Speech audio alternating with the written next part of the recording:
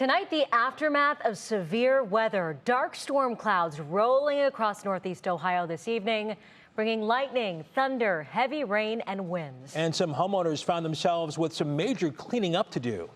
Lydia Esparra has the story. Security video shows the moment the storm hit Elyria. It was shortly before 5. You can even see the car shaking. Then the aftermath. Really loud whistling, roaring.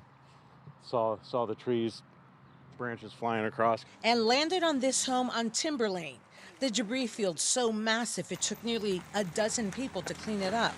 Then there is this mess on East River Road in Sheffield Village. A large tree toppled over, bringing down power lines and affecting the substation for the neighborhood. Folks say about 70-mile-per-hour winds came through. It left them with no power.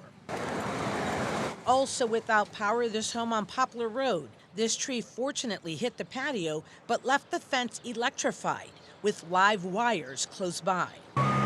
There was damage on this home too. Then we headed out to the east side in Hudson, on Brandywine and North Main Street.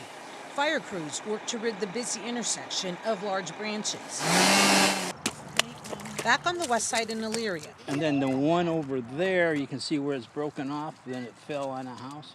Residents here say it felt like a tornado. It wasn't, but sure looked like it after a tree lifted this shed from its secure spot. Lydia Esparra, 3 News.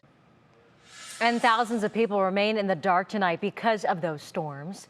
FirstEnergy is reporting some 18,000 power outages, mainly in Lorain, Portage, and Summit counties. And meteorologist Matt Wentz is here now. And Matt, obviously an intense night for part of our area. Yeah, intense night for sure. And boy, these winds were packing a punch in multiple spots across northeast Ohio. As you go through time today, we had the earlier showers and thunderstorms, but it was this main line. Look at all the wind damage and hail reports that came through with that main line. We had a secondary line that moved through later this evening down towards the Ashland County area, the Richland County area towards Mansfield.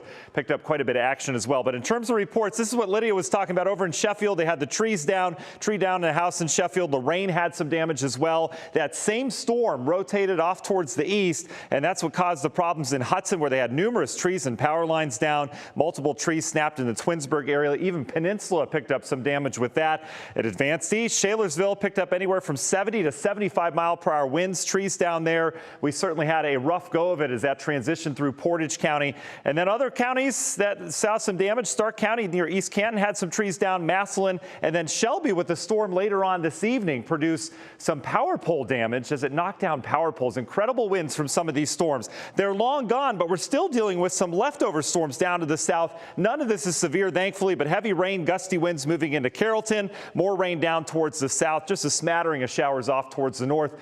But guys, we have refreshing air. That is the payoff for this. We'll talk about how cool we're going to get in the forecast, and we'll detail that weekend coming up. All right, Matt, thanks so much. We'll see you in a bit.